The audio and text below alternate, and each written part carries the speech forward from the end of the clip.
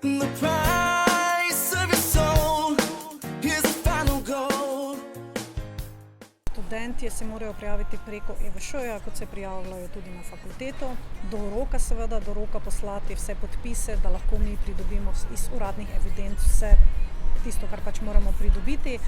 Potem počakajo na prednostno listo, ki jo ministrstvo oblikuje. Ko dobijo domov odločbo, ponavadi dobijo tudi že vabilo za vselitev, kar pomeni, da bomo mi z 21.9. začeli vseljevati nove študente in to počeli pač tako dolgo, da bomo vselili čisto vse, ki k nam želijo. Računamo, da bomo v oktobru to tudi končali. Pomeni, da se bodo vsi, ki so se prijavili do oktobra, lahko vselili v študentske domove. Mogoče se bomo spet odločili, da bomo dodatni razpis dali, se pravi za tiste, ki so se pozabili prijaviti ali pa se iz kakšnih razlogov pač niso. Ponavadi ta razpis damo tam nekje januarja. Tako da jaz vabim vse, da spremljajo naš Facebook profil oziroma spletno stran in bodo obveščeni o teh datumih. Študentje potrebujejo sliko, potrebujejo overjeno izjavo poroka, da če sami ne bodo plačevali najemnine, da jo bo plačeval za njih porok.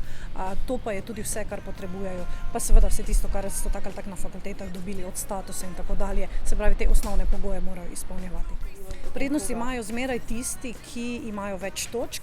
Več točk pa dobijo študentje na podlagi boljšega učnega uspeha, več točk dobijo na podlagi od tega, da so bolj oddaljeni od Maribora in pa več točk dobijo tudi na podlagi tega, da imajo svoje socialno stanje v družini malo slabše. Tisti imajo prednost, vse ostalo se pa točkuje in rangira v skladu z pravilnikom, ki ga je ministrstvo izdalo. This can be deceiving, and although it leaves you grieving. Torej za vse študente, ki mogoče v teh prvih mesecih ne bodo dobili študentske postelje v študentskih domovih, je na voljo tudi kamrica, ki je bila ustanovljena pred več kot 10 leti. Tam lahko si pogledajo oglas za stanovanja, enosobna ali večsobna.